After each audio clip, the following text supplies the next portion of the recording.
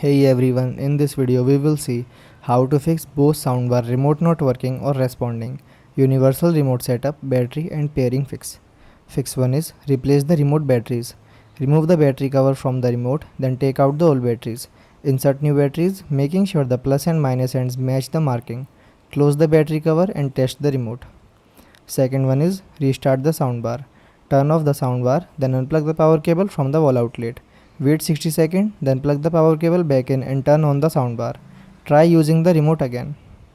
Third one, check for blocked signal. Stand within 20 feet of the soundbar, then point the remote directly at the front of the soundbar. Then remove any object blocking the signal. Clean the front sensor or the soundbar with a soft cloth. Fourth one is set up a universal remote. Turn on your Bose soundbar, then put the universal remote into setup mode.